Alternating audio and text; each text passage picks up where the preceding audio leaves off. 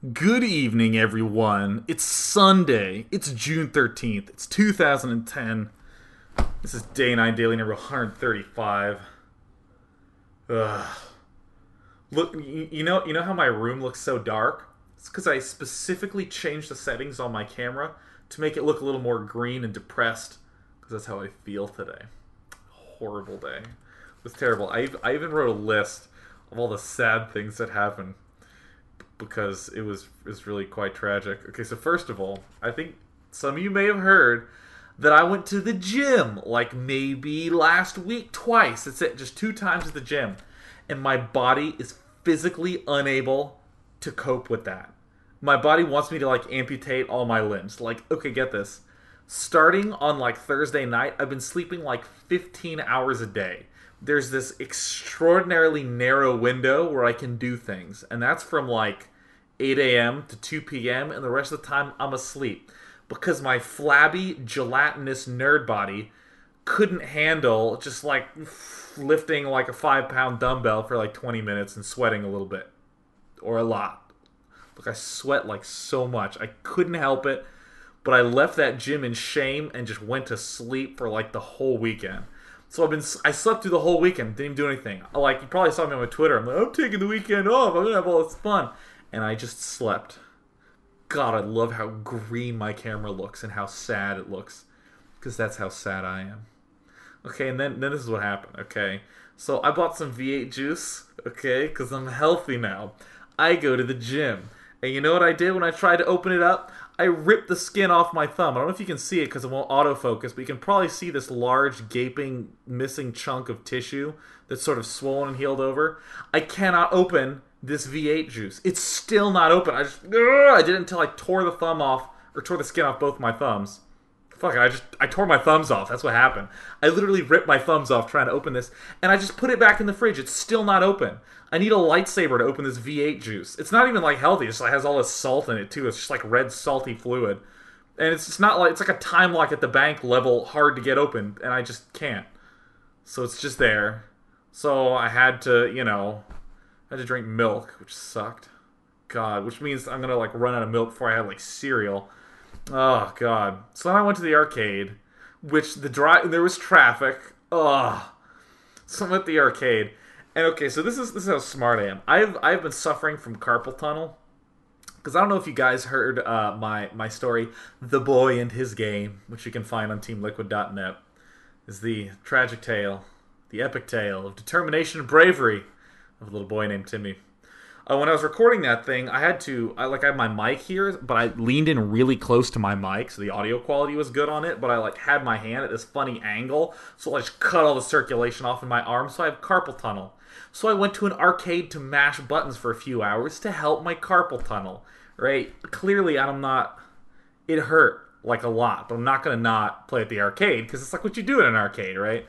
And I don't know if you guys are familiar with this game. It's called Typing of the Dead. Go on YouTube right now. Like, if this is on demand for you, pause and look up Typing of the Dead. That game's awesome. It's the same thing as House of the Dead, where you shoot the zombies. So instead of shooting them, a word appears above them, and you have to type the word really fast to try to kill them. That's right. But it's in Japanese. I don't speak Japanese, right? It's like watashi no desu ka. I'm like all these hyphens in it and stuff, and all these like I's and vowels, and it's just like impossible. And I have carpal tunnel. And I'm not gonna lie, despite the fact that it's Japanese, I have carpal tunnel. I can almost get through that game on just 2 tokens. Just stating that for the record. But I lost on the 3rd stage. I was pretty bummed out about that. And I had to come back, and like the calendar was messed up. So like no one showed up for the daily, and I'm all sad. Just gotta play some sort of tragic music to like match how depressing it is to be here casting the daily. And here I am. What is the saddest song I have? Here we go. Oh, I have it muted. How depressing.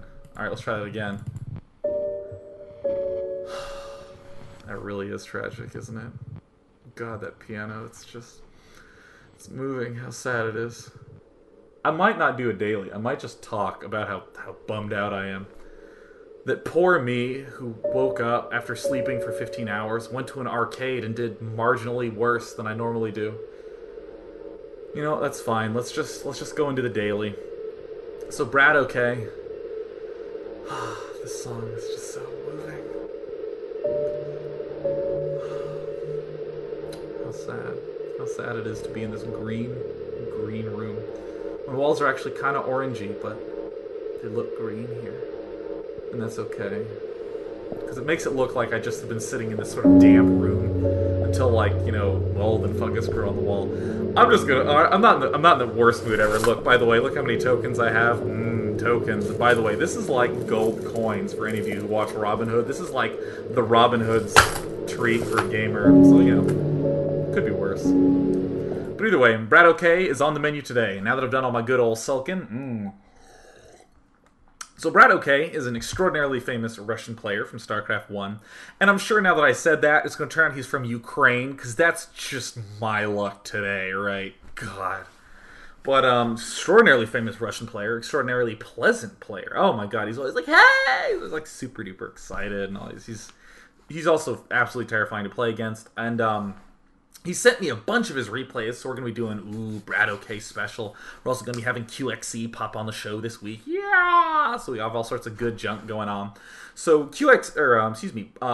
Brad OK, or I believe his name is actually pronounced Braddock, but I guarantee you I'm going to screw this up during the cast, because I've called him that for like 4 years before I actually knew that I was wrong. So anyways, Braddock is a beastly Terran player, and I had the delight of being able to observe several of his games in the Zotac Cup. And he did this really interesting Terran vs. Protoss strategy that was just stable, right? He did that in almost every single Terran vs. Protoss that I watched, at least. And it was just a really solid way to play. So I thought that, hey, why don't we just take a look at it? You know, that would be an absolutely unbelievably clever idea. So that would be fantastic to do. So let's do it. So this build, I will not wait any further, because according to my recording, it's been 7 minutes since the start of the daily. That's how emo I am. And, oh, but I bet you I don't have sound on. Hey, I do have sound on. Nice. I always have my gaming setup, my casting setup, and then my watching replay setup. My watching replay setup is to watch on Medium with the sound off so I can chat on Skype. But yeah. So anyways, we have Braddock spawning here. This is a Terran vs. Protoss opening. And I'll say it right now. It kind of gets all the things that people are sort of neglecting as of late. For instance, fast ghosts. It does something that people used to not get, which is a lot of Marines.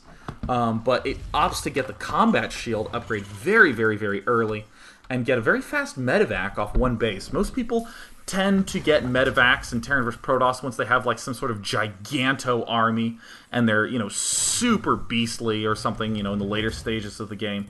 But Braddock is just, again, showing the versatility of just building a unit out of a structure that doesn't have an add-on. And I'm going to go ahead and open up the food here just so no one gets too lost.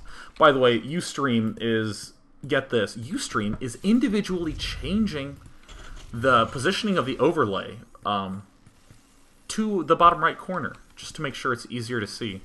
So big thanks to Ustream. I'd like to make a shout out to Ustream on my Ustream. Thanks for being awesome, Ustream. Yeah. So anyways, returning right back here. So Braddock doing the most typical opening in the universe, right? Nothing too extraordinarily exceptional going on right here. This is just normal junk. Getting the barracks first, getting the refinery, scouting his opponent, who we're not going to spend too much time checking out. We're just going to briefly note some of the things that he does. So the idea of this series of replays that we're going to watch, the whole focus of this daily, is to point out what it is that Braddock is doing that's so profoundly sexy, and talk about what the build is, and in a more general sense, how to extract the build from this set of replays. Because a lot of times people will have a favorite player, like they'll go, oh, Brad, okay, I love you, you're so amazing. Oh, and they'll download a replay pack, and then they'll see something like this, this build that we're going to see in this game. But they won't quite get the essential components of it. They won't quite be able to draw the important aspects of it out, because they'll focus on the wrong details, or they'll watch the battles instead of the buildings and all this jazz. And we want to be able to copy our favorite players right off the bat. So he does end up getting a Reaper right away.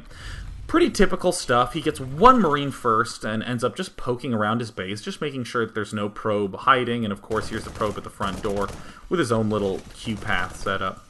Now, one thing to note, this isn't the fastest Reaper in the world. This is a little bit of a delayed Reaper.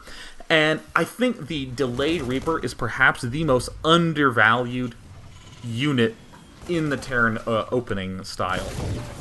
Just a Reaper that gets out there eventually. And what's so amazing about a delayed Reaper is this is almost the guaranteed scout. Excuse me. Notice how this Reaper isn't even really doing anything yet. I'm pretty much fine with that. The Reaper, honestly, can come over here to these destructible rocks and just pop down here, pop up, and get a great scout of what's going on here. So the fact is that Braddock left this Reaper in his base until that SCV died. The delayed Reaper, very